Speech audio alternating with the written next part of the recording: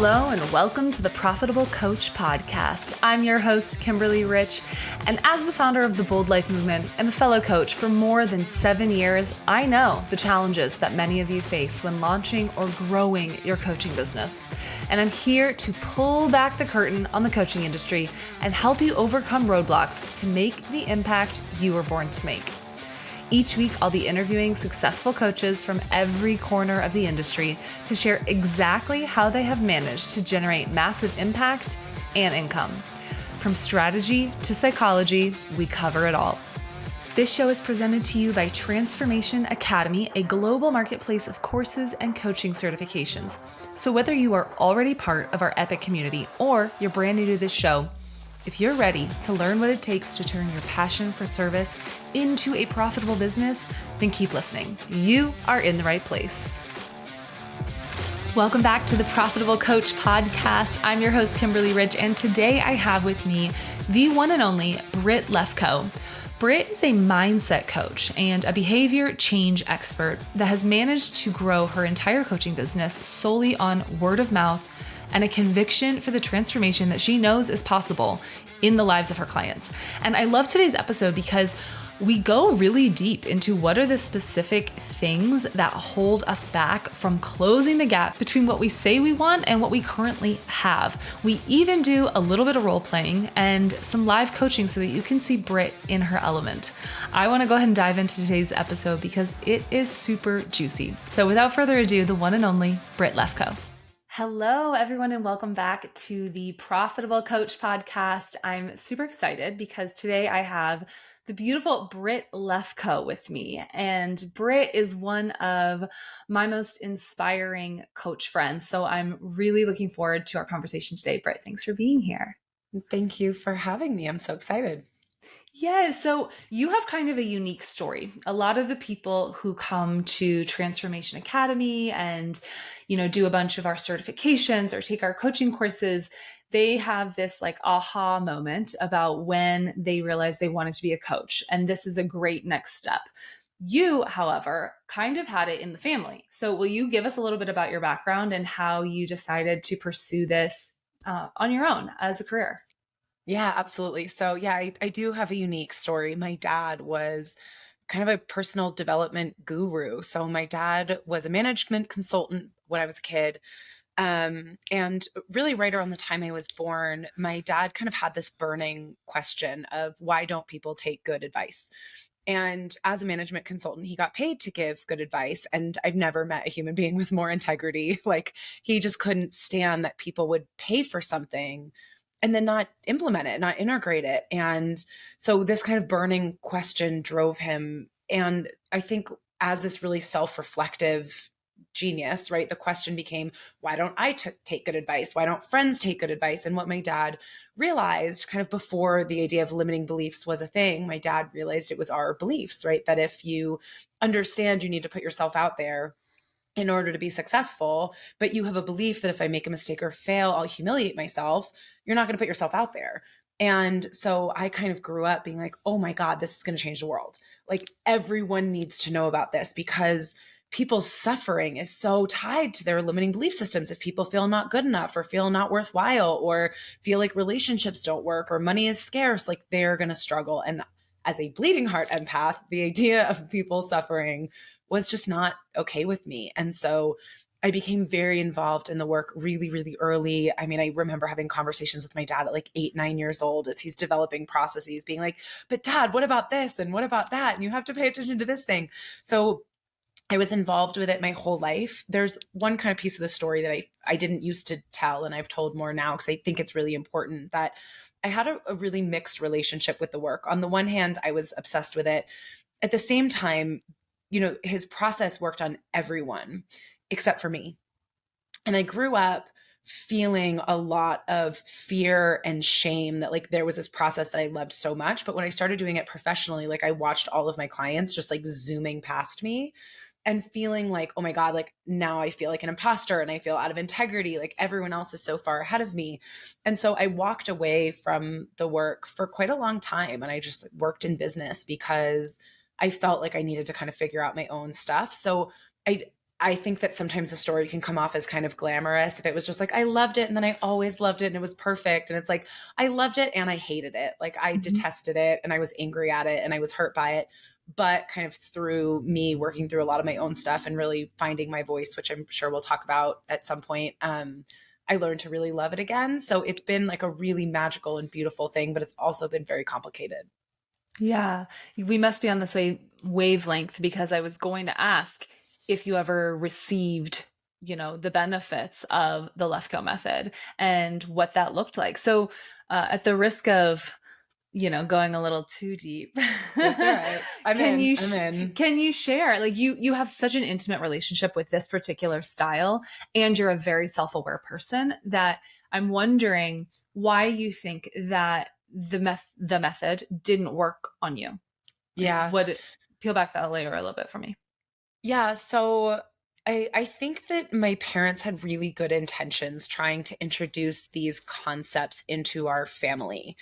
But my dad was really interested in things like stages of development for humanity, but he didn't have a neuroscience background of understanding what the brain can actually integrate and understand at different kind of stages of childhood development. And so I was put in an environment that was really, really, really advanced. Understanding that the meaning we give to events is the thing that causes our feelings and our experiences, and events have no meaning. And like, that's all prefrontal cortex. Hadn't even started developing a prefrontal cortex. So I basically broke down my vision of reality before I'd ever built one. And I think that it's almost like my brain developed around it. And I think that's part of what drove my interest in neuroscience and really understanding like what's actually happening. Like, where is the decision-making center of our brain? And if you look at functional MRI data, what's lighting up when? Because that was my challenge. It's like, why didn't this work for me? And I look back and, having sessions with my mom was so confusing because I had to look at where these beliefs were coming from, which was her. And then I didn't want to make her feel bad because she was my mom. And so there was just so much pressure. And then it was also this like family language. And it was something I was so fluent in. So I received so much validation and so much acknowledgement for being so brilliant in this way that I was afraid to be honest about the places that I was struggling. And so I developed so many beliefs about like, I'm worthless. There's something wrong with me. I'm a failure, because I felt like it should work on me. And I was almost like dishonoring my dad and my family. And then, the intersection between family and business also was weird because this was my parents' livelihood. So if I'm supposed to be the poster child and then I'm like, this doesn't work, what if I ruin their business? Now, obviously that wasn't going to happen, but I didn't realize that at 7. So I put a lot of pressure for everyone to think that I was the perfect daughter so that everybody would think our family was perfect. And so even though there was like tens of thousands of people who was like, oh my God, your dad's a guru. He changed my life. That's amazing. Like, I'm just sitting there being like, don't screw it up. Don't screw it up. Don't screw it up. Don't ruin their business. Don't let everyone know that you're a failure. So it was pretty excruciating. And I think that's part of why when I started watching my clients, like getting rid of every belief that I still had, I was like, I can't do this anymore. Like, this is terrible. So yeah, it was really complex. You said the exact thing that I was anticipating you saying, which was that when you were receiving this level of support, it was A, as a child, and B, from your parents. And so I think that, I personally feel a lot of empathy and compassion for 7-year-old Britt, because that sounds like a lot of pressure. And it's interesting. Yeah. Britt and I are quite close friends, and we've had many deep conversations, but I didn't know this part of the story. And now I have such a deeper understanding of other conversations that we've had. It's like the dots get to connect. Yeah. And I have compassion for you. Thank you. Thank you for sharing. I didn't share it for a long time because I've wanted so badly to honor my dad's work and his legacy, and I didn't want to create a problem. And the first time I shared it, like I felt like I was going to throw up because it was so vulnerable. But I've realized that it's a really important part of my story and it humanizes me. I can't tell you the number of clients for so long who thought my life was perfect and thought that I was perfect. And they're like, oh my God, you know all the answers. You're so smart. Therefore, you probably never get annoyed at your husband and you probably never doubt yourself. And so humanizing myself was such a big piece of saying, well, if I struggled with all these things, I need to be able to explain why I struggled with these things, because the thing that was supposed to, in quotes, right, the thing that was supposed to help me couldn't. And then I also grew up in a family where I learned that was the only way, right? That all of the other types of coaching didn't work. Nothing else was effective. That was the only thing that was effective. So I didn't look anywhere else. I didn't even consider that I could come up with something, you know, as my own creator, I stand on the shoulders of giants, that I could evolve the work to a point where I could grow too. So that took losing my dad and really asking, how do I honor him, you know, and being like, oh, evolve his work. My dad didn't have an ego. Evolve his work. That's how you honor him. Make it work for you. All he wanted was you to be happy. Just be happy. That was, it's funny, I have goosebumps, but like that was, I think, the thing that allowed me to really change my relationship to the work and be more honest, was really stepping into evolving the work and realizing that I could honor my dad in multiple different ways. It wasn't just to be kind of the robot doing the work and like being the master that I originally thought was the best way to honor him, but it wasn't. Yeah, there's so many things that you just said that I want to touch on. One is this concept that what we start out doing, the way we start out coaching, the people we start out coaching, it's going to evolve. So even if you get certified in one form of coaching, or you're carrying on a legacy of a parent or a mentor, your delivery, your process is going to evolve, and like, that's okay. And it's even more encouragement to like, just get started. Don't wait for it to feel perfect. Don't wait to feel like the master. Don't even wait to feel fully in integrity, because part of that might just be imposter syndrome coming in and perfectionism coming in. I mean, I know I have both from time to time. So I just really wanted to like touch on that. And then, oh man, there was something else that you said that I thought was really important. It'll come back to me. But I was going to say, I can actually dive a little bit into what you just said, if that's okay, Yeah, about please. allowing your style to shift.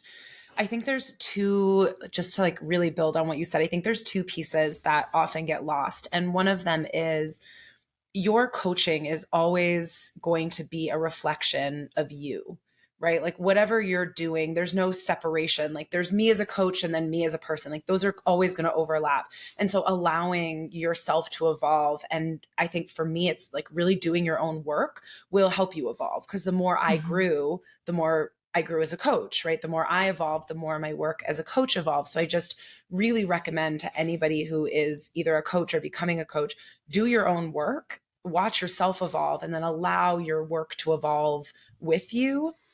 And the other thing actually came up on a different podcast I was on. I was interviewed and somebody asked me, if you could give one piece of advice to somebody who wanted to become a coach, what would it be? And what I said is, have a point of view. I think so often we feel like becoming a coach is either about trying to give people what they want, or trying to do this method, or trying to whatever. And I think what is often missing is a point of view. And I really encourage people, get clear. What is your point of view? What is your belief? And then lead with that, because everything else will follow. And I think it's a really, really strong stance to just to lead with. So I really encourage also, if there's any listeners who are thinking about becoming a coach or who are a coach, I would really encourage you, just do a little bit of soul searching. Like, what is your unique point of view that you feel like no other coach has? That's your language, your words, your heart, your flavor, and lead with that. Because I think it will really help you to feel like you're staying in integrity, and it will really help you to navigate imposter syndrome, because you're not doing someone else's thing. You're doing and being you, and imposter syndrome can start to fade. Yeah, for sure. The more that you show up as your authentic self, the less there is any room for imposter syndrome, because you can't be imposed. You can't imposter yourself. Yeah. I don't think that's actually a verb, but we're going to pretend it is. Totally makes sense. But that does remind me of the point that I wanted to make earlier, which is this concept of sharing the whole story. You know, your origin story has evolved because you started sharing more vulnerable pieces of it. And a lot of people see you and think, oh, she has it all put together. And then as a coach, it can become really easy to think, oh, I have to look like I have it all together or people won't trust me. And then I have to actually have it all together, because otherwise I'm faking. And that's just not the truth, first of all. And I can really relate to this because I'm going to get a little bit woo-woo here for a second. My astrological signs are Aries, Sun, Pisces, Moon, Capricorn rising. So in layman's terms, what that means is I have a fiery, bold, assertive personality. My emotional home is actually very deep and sensitive and like kind of the opposite of what a fiery Aries looks like. And then my Capricorn rising makes it look to the outside world that I have all my stuff together. I'm incredibly successful. I'm very organized. I'm financially proficient. Like that's very Capricorn energy. And that is not always the case. And so to be able to be a good coach and still wrestle with this perception of others is an ongoing practice. It's a process that I'm continuously working through. And I think a lot of people listening will experience something similar. Like you're always going to be a work in progress. You're always going to be navigating the difference between what you think people think about you and what you think about yourself and what you want people to perceive of you. Yeah. And then the other thing that you said that I think is really important is working on yourself is going to make you a better coach. And another way to put that is having a coach is going to make you a better coach. I can't tell you how many tools, like words, just simple language, processes, etc., that I've like passed along to my clients that I got from my coaches or that I get from conversations with fellow coaches, which is why I wanted to do this podcast. So yeah, I just really wanted to empower people to make sure they always have some type of mentor or coach. Yeah, that was a huge gap for me in my life. You know, I had my dad, but as much as my dad was a genius, him and I were also very different. He was very methodical. He was a lot more rigid.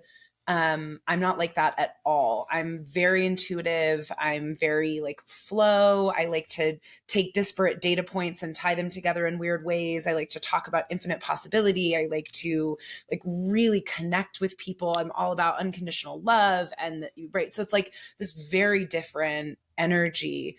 And I never had a mentor and I never had a coach because I believe that the Lefkoe Method was the only way. So who am I going to learn from? Because everyone else is wrong. Right.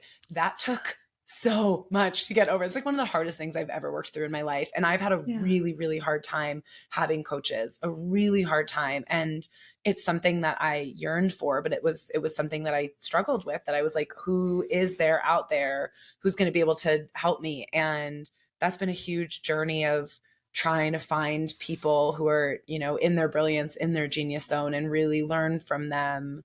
Cause I think that's been one of my weakest points in my life.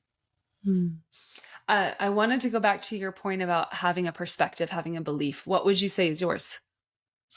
Good question. So I think my point of view is that the way that we interpret the experiences of our past determines what we believe is possible and impossible, what we believe we deserve or don't deserve, what we think is reasonable and unreasonable, what we think is fair and unfair, basically what we take off the table and what we leave on the table. And so the analogy I think of is if you have everything on the table, right? Everything is possible. That's why I call infinite possibility. Everything is possible. And then we go through and we're like, oh, well, I don't deserve that. And you have to work really hard to make money and relationships don't work. And we start taking off the table the idea that certain things can exist, right? That I can have a really happy, loving relationship. Well, that's impossible because relationships are hard. And the idea that I could make a lot of money without working really hard, well, I'm also taking off the table because you have to work hard to make money and money is scarce and hard to get and money doesn't last.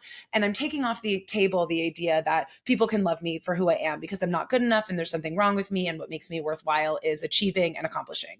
And now we're left with like 3 or 4 things on the table, and they're not bad and they're not wrong, but they don't align with our dreams and they don't align with our goals and they don't align with what we truly want. And then we have this disappointment. Why am I not going for more? What's wrong with me? Am I weak? Am I undisciplined? Am I stupid? Why? Like, what's wrong with me? There's nothing wrong with you. You just took it off the table. And so you're just trying to choose from the available options. And so I'm giving a long answer, but my answer is, my point of view is that there is nothing wrong with you. The things that you don't have because you took off the table, right? And just to kind of throw in one more like more energized example, if you understand that making mistakes and failing and putting yourself out there are key to you being, let's say, for example, a profitable coach, but you look at if you took off the table making mistakes and failing because you believe if I make a mistake or fail, I'll be humiliated or I'll be rejected or it means I'm stupid, you've now taken off the table the things that you need to create the business you want to create.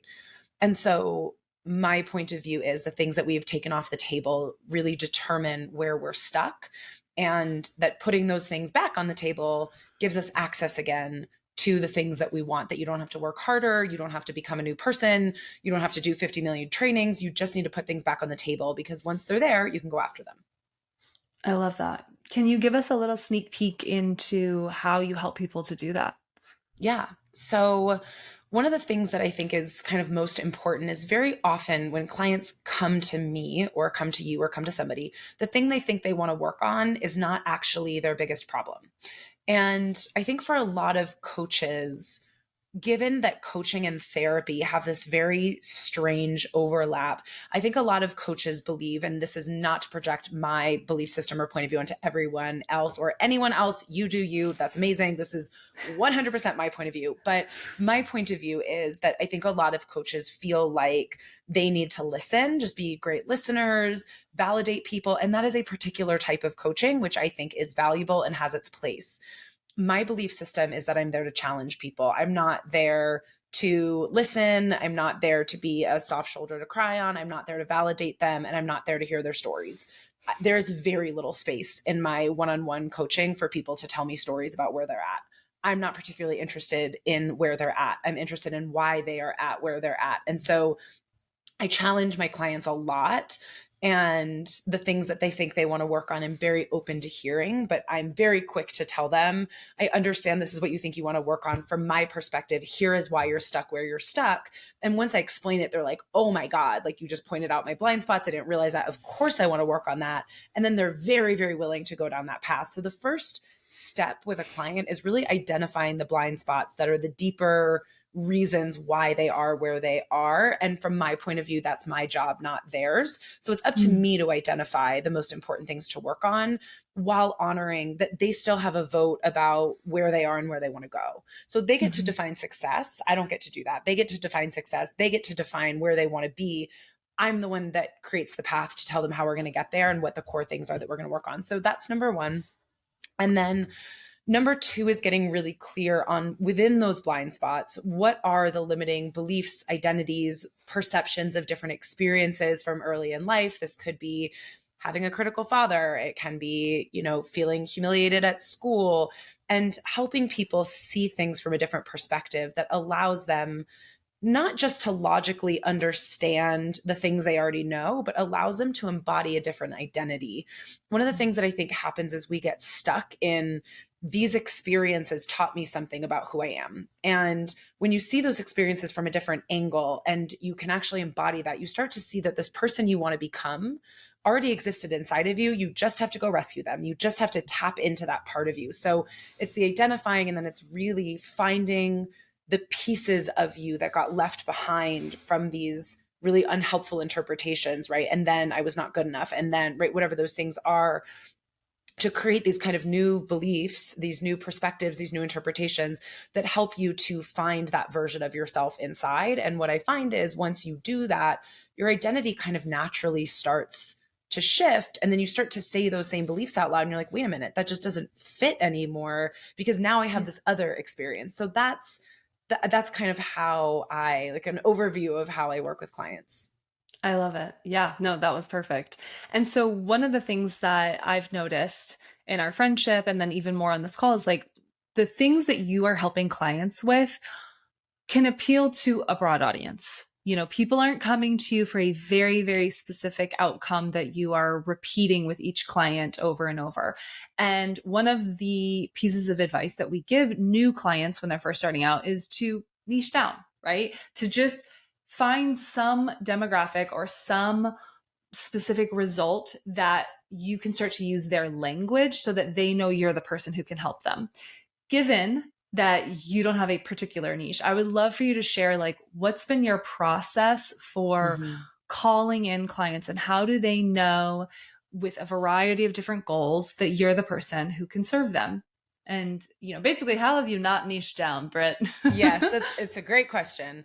So I'm going to tell you how, and I'm going to say I don't recommend it for anyone else. I have an unbelievable amount of confidence in what I do. I would literally have someone put a gun to my head, like, and say, can you help this person with this thing? And I would say, yes. I don't care who you are, where you come from. I know that I can help you. I've been doing this work my entire life. Like, I believe in that. I think that conviction has made a huge difference in my life because I'm willing to show up anywhere and be very clear about how I can help those specific people.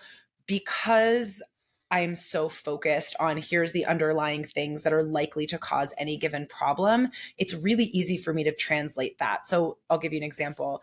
I work with a lot of entrepreneurs. A huge amount of my client base are entrepreneurs. I have a girlfriend. It's kind of a sad story, but I'll go through it quickly. I have a girlfriend whose husband had cancer. He was really, really having a hard time. She called me and she said, hey, like, I can deal with his cancer. I can't deal with his inner dialogue. So I go to her house and she was like, can you work with him? I thought she wanted me to save him. I didn't realize that she wanted me to help him pass. And so it was one of the most meaningful experiences of my entire life. He was able to pass. She was like, he's holding on. He's holding on. I'm like, he needs to get angry. He needs this. He needs that. He needs whatever. He had like some of the most beautiful, incredible, amazing breakthroughs. He was like, you can share this with the world. Please share this with the world before he died. And it was just so clear to me in our first session, right? He had the belief I'm worthless. And if you are not good enough, you deserve to be punished. And I asked him straight up in our first session, I said, is your cancer you punishing yourself? And he said, yes. He said, I never would have said that in a million years, but yes. So I helped him transition. My girlfriend was like, she sat in on the sessions. He was really sick. I mean, breathing tube, like really, like could barely get words out. And she was like, that was the most sacred thing I've ever experienced in my life. I want everyone in the world to see this. So her industry is health. She helps people who are sick. So I did a class for her on the mind-body connection, right? And I talked about beliefs about health. And I talked about where we get stuck in terms of mindset or in terms of belief systems or in terms of identity. Where are the places where we're attached to being sick because we unconsciously believe that it's the only way we're allowed to be taken care of, that I'm selfish if I ask for help or if I ask for care. And so subconsciously we believe the way to be loved is to be ill. So that's not my niche, but I feel very confident existing in that space. So my confidence across different niches is what has allowed me to navigate that so smoothly. And I think my ability to articulate my point of view in each of these places has allowed me to sound, credible in the ways that I need to. And then where I've gotten really, really lucky is my business has really built itself. Like I cannot say how grateful I feel. People have talked about me a lot behind my back. People have made wonderful introductions for me. So I've been able to build a business that I think is rather unique, without having to do a lot of the things that a lot of other people have to do and feel like I'm kind of grinding and building in that way. So I wouldn't suggest to anyone else to do what I've done. And at the same time, it feels to me like breathing. Like it feels like freedom. It feels like I have access to everyone. And that's really beautiful. And it can be overwhelming. And if I was really trying to market and advertise and use Google, ads, I'm sure that I would want to jump off a cliff, but I don't do that. And so I don't have to deal with that because I don't advertise and I don't do marketing and I don't do any of that. So I'm in a really unique position that has kind of afforded me that grace.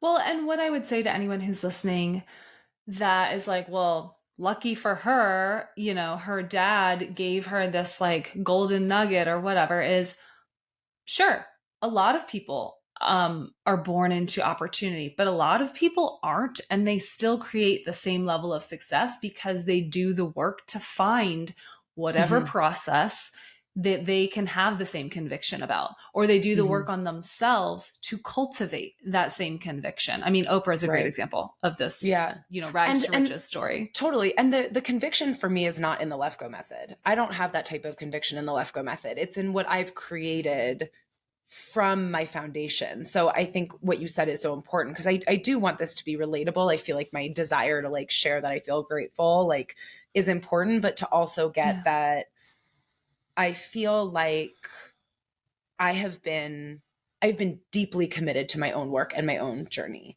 And I've been deeply committed to having a business that feels like me and not doing things because they were the right thing to do, or because someone else who's successful did them, or because they're what the 7 steps of whatever are. Like, I have really, really gone against the grain in doing things that feel right. Like, my entire business has grown in the ways that it has because I've been 100% authentic. I have not worried about, like we were just talking before we started, like I'm going to lead a workshop at Google next week.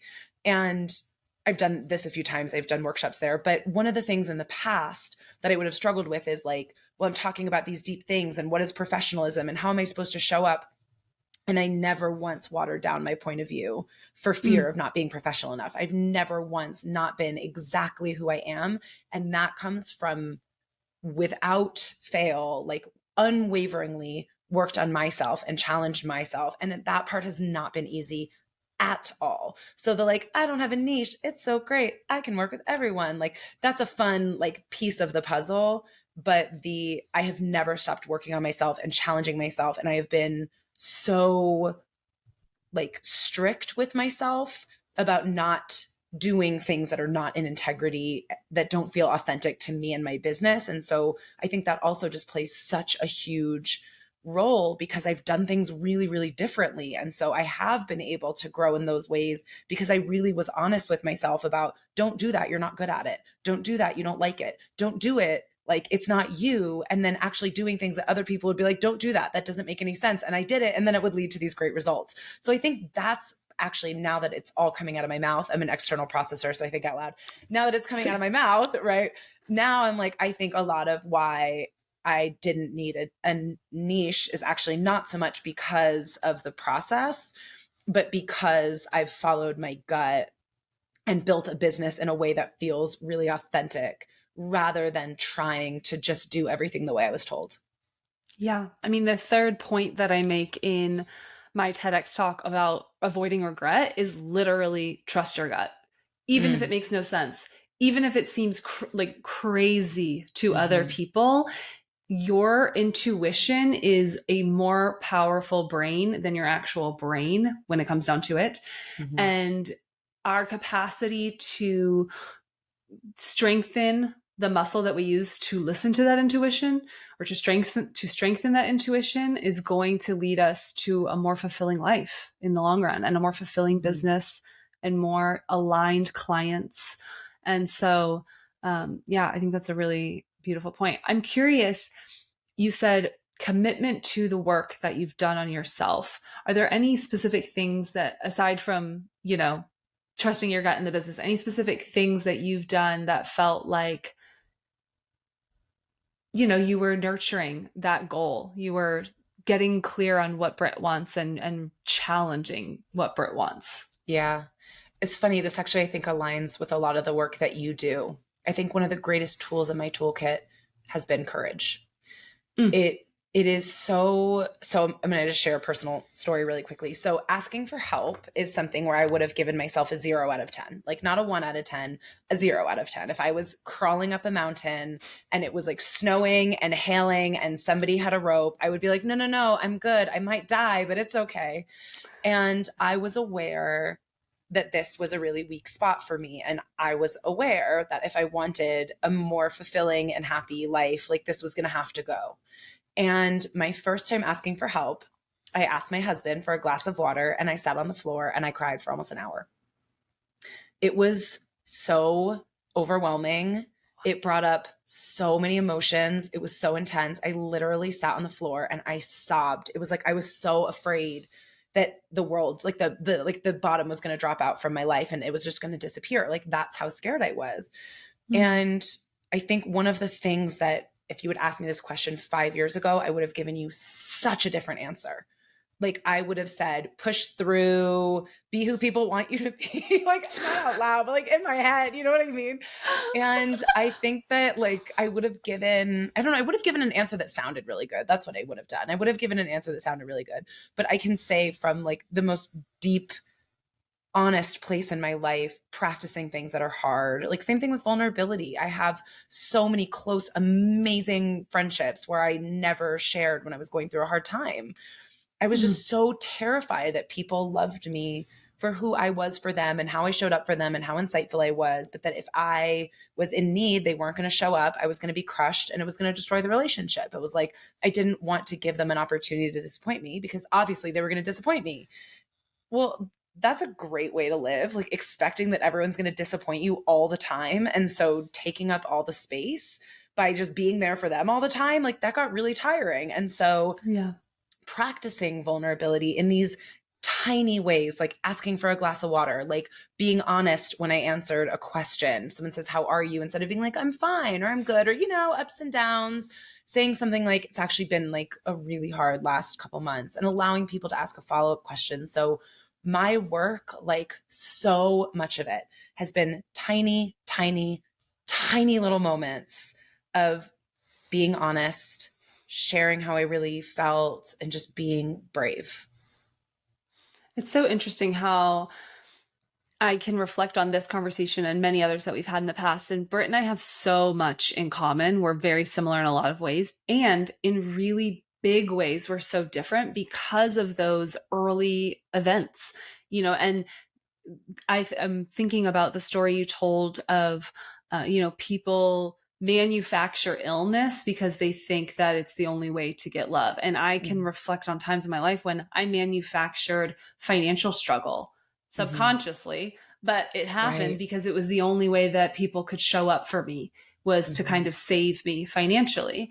And I'm thinking, oh man, I likely ask for help a lot more than I would really like to be, or I need help a lot more than I would really like to be, because there's some unconscious belief that that's the only time and place that people will prove that they love me. Right. I get that so much. And I think what you said is just so spot on, that it's like, consciously, of course, that's not what we want. But if unconsciously we took off the table the idea that people can just love us and we can trust it, well, what did we leave on the table? That people have to prove their love. And what else did we leave on the table? That people prove their love by taking care of me. So we took off the table that people could prove their love in other ways. And we took off the table the idea that people could just love me without proving it, that love could be reliable and I don't even have to worry about it. And so it's just such a perfect example of, I took these things off the table and what I'm left with is asking for help more than I want to. And it's not terrible, but it's not helping me achieve my goals. It's not like lighting me up. It's like, this is the best option ever. And so I think sometimes we overcomplicate self-work. Is like, you have to learn to love yourself and you have to start from the ground up. And it can feel so overwhelming. And I think that the reality is, it doesn't need to be. It's just, what did I take off the table? Oh, I took off the table the idea that, again, people could love me unconditionally, or that they could love me without proving it, or whatever it is. I would like to look at where and when in my life did I take that off the table? Was I a little girl or a little boy? Was I in high school? Was I in college? Was it in my first job? Was it in my first marriage? Where did I take that off the table? What happened? And what would it look like for me to put it back on the table? And what perspectives would I need to find, or what would I need to know, or how would I need to look at this differently that would enable me to safely put it back on the table in a way that I can rely on, not because I'm trying to convince myself, but because I actually get that that's possible in a way that I didn't before. Yeah. I just had this idea. Britt is such a brilliant coach, and I feel like I want each episode to have its own flavor and unique approach to supporting all of the aspiring coaches that are listening. I'm wondering if you'd be willing to do a little role play with me. I'm going to be a new coach that's feeling overwhelmed and not knowing where to focus. And I have certain beliefs around what I need to be doing to be successful. And if we could do this for just a few minutes to try and see what might be under the surface for people. How would this start? So if you just want to kind of tell me like exactly what you just said, that I'm worried that I need to do it a certain way to be successful, or whatever you just said. Cool. So I've had this realization that I really want to help people, and I'm not sure how to communicate effectively to the right people. I'm not sure how to like find the clients. And I know that I just want to help people be braver and happier and more authentic. Beautiful. So first and foremost, amazing goal. Love that. Hold it in your heart and don't let it go.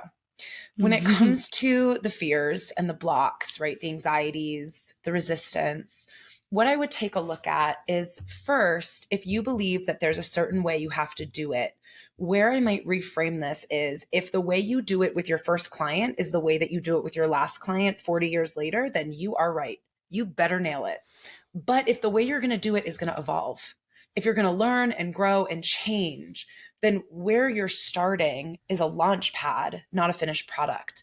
And so often we say, well, I have to get it right now, because what we're saying is I'm going to be this way forever.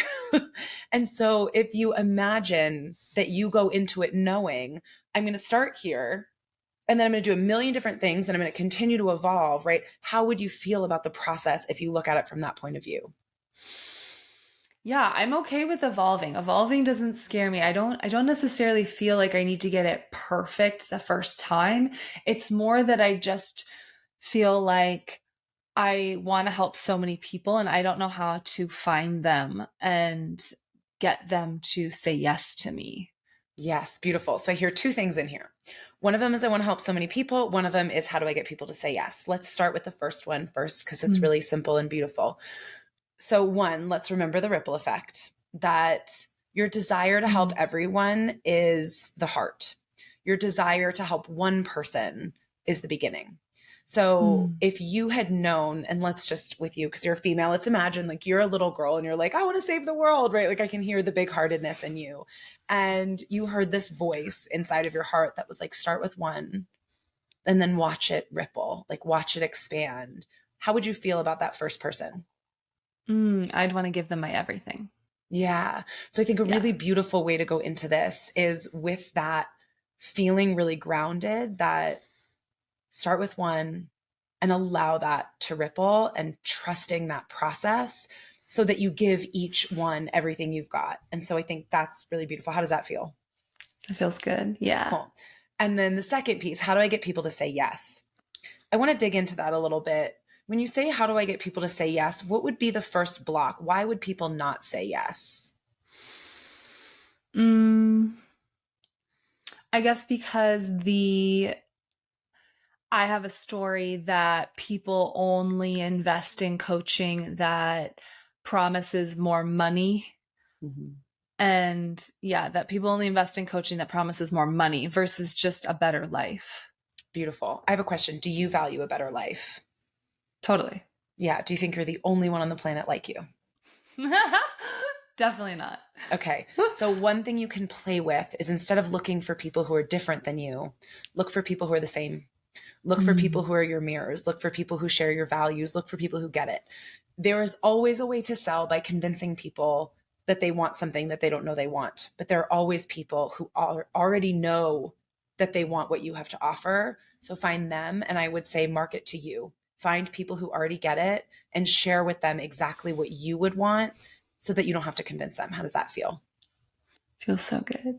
Oh, I love it. Britt, that was beautiful. So many things that stood out to me from that conversation. One, that the power of your coaching is not just going to be in the individuals that you coach as clients, but in their community, in their family. I mean, the ripple effect of helping one person make a shift it's like that movie, The Butterfly Effect. Like you don't even know what that will actually change in the consciousness of the world. So that's one.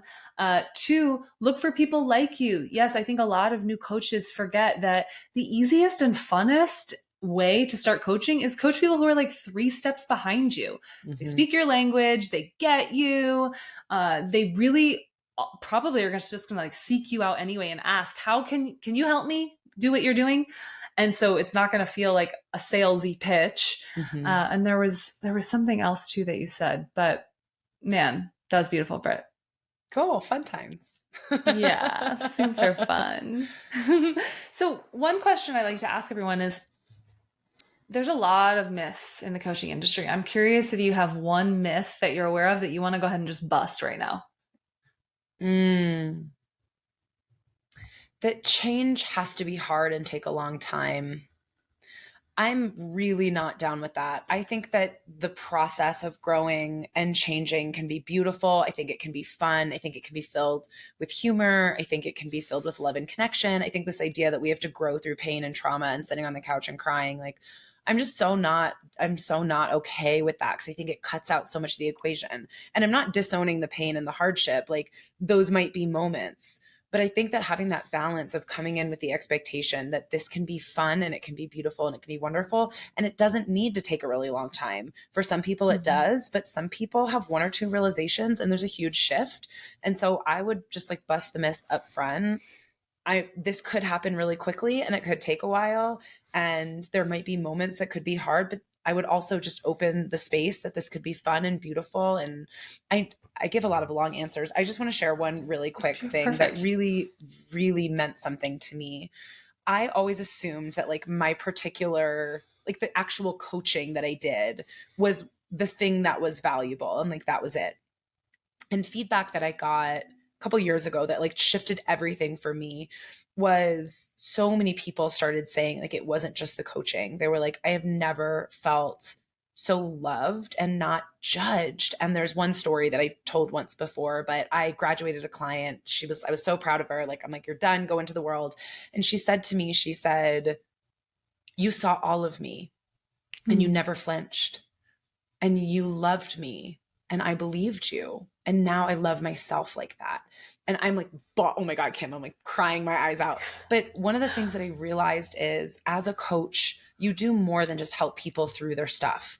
You show people what's possible in a relationship. You show people what's possible as a clean mirror, that when you love people, when you see their potential, when you see them without hesitation, when you see people's stuff as just obstacles and bogus along the way, when someone tells you their shame and their humiliation and you're like, of course you felt that way, that totally makes sense, and I still don't see you any differently, right? What you do is you help people to do this whole other work that we don't even realize is like sometimes the most important stuff. And so I think just this myth that it has to be like hard and it has to take a long time. Like, sometimes somebody just seeing, oh, I didn't realize I could be loved like that, or I didn't realize someone could show up and support me, or I didn't realize I could share my shame and not be judged. Like, that is so much of it. Yeah. Yeah. I had this kind of a comical realization, but I was at a Tony Robbins Date with Destiny event a few years ago. And I remembered like a nostalgia came up for when I cheered in high school. I was a cheerleader. And the embarrassing part of the story is that I had tried out for the dance team, totally assumed I would make it. I had been a dancer my whole life, didn't make it, and ended up being a cheerleader. And it was so much more aligned at the time. Like, there was just more that I got to do, more of Kim that got to be expressed as a cheerleader. And so I'm sitting at the Tony Robbins event and I'm like, oh my God, I'm a cheer leader. Like, I lead people to their highest joy. And I like reflect back to them all that's incredible and beautiful about them, so that they can like start to cultivate their own cheer, their own joy, their own, authenticity. And this was like such a silly moment, but I remember it. It's so special. Yeah. And so I think what you said is so important, because as a coach, that's one of our greatest gifts and one of our biggest tasks, is to hold up that clean mirror, to reflect back to someone the acceptance of whatever it is that they're sharing that might not feel good, and the reference to all that's in that mirror that might not be seeing, the beauty, the transformation, the dreams, like all these things that when we're inside the jar, it's really hard to remember. It's hard to see. So yeah, I love these conversations because they fuel my fire as far as my own coaching goes. And it reminds me like why this work is so meaningful. I mean, to reflect on the clients that you've been able to help and those moments that give you chills when you think about them, there's nothing like it. So don't worry about the freaking webinar. Don't worry about all the strategy stuff. I mean, take action, but don't stress. Just keep coming back to, why are you doing this? And how good does it feel to help and make a difference? 100%. Beautiful. I love that.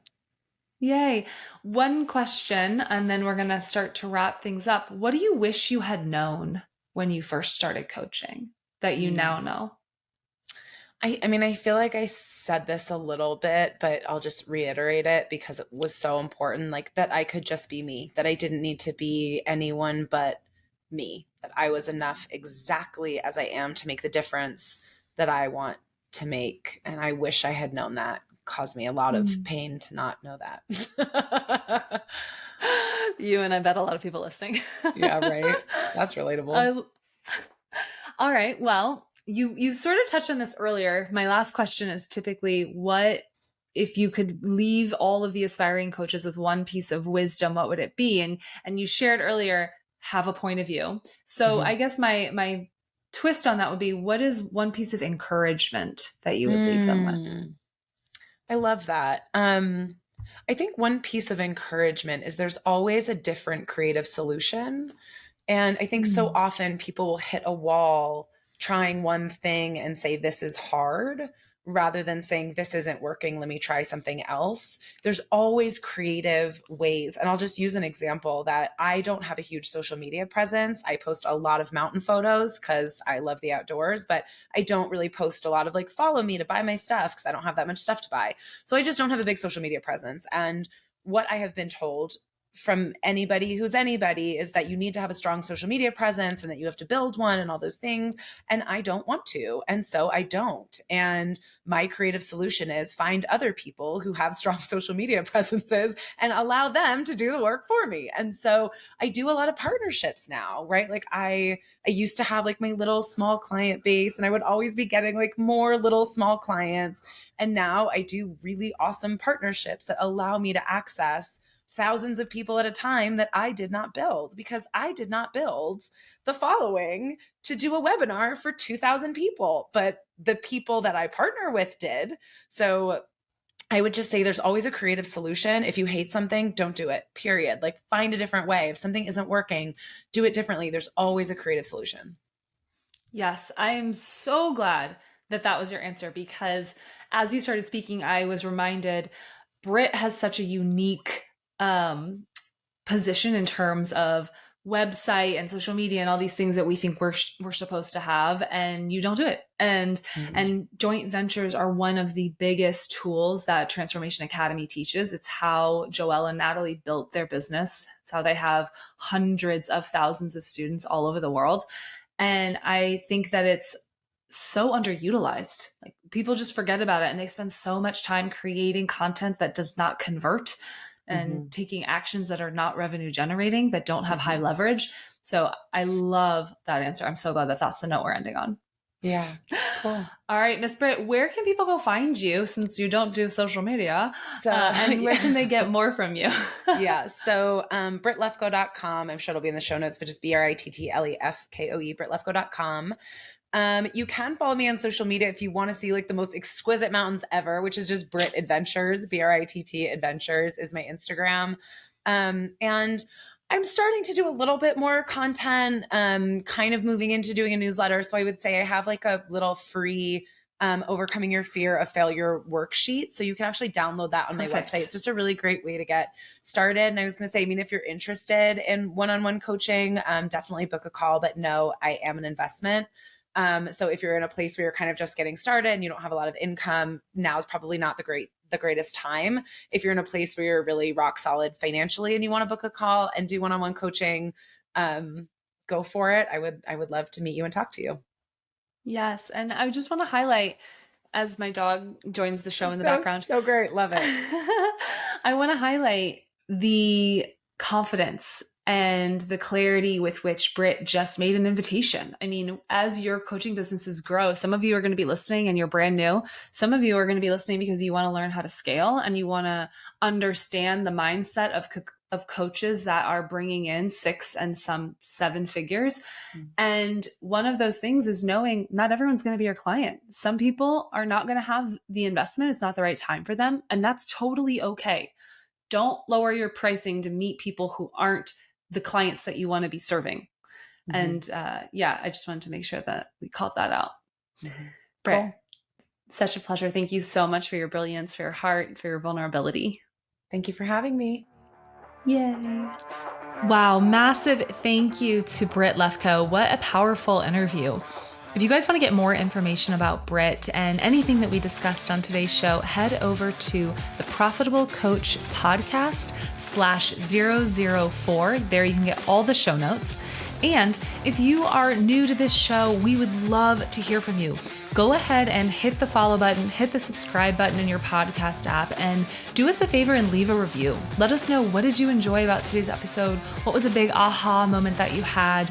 And if you are desiring even more support in your business, then head on over to theprofitablecoach.com/freebie.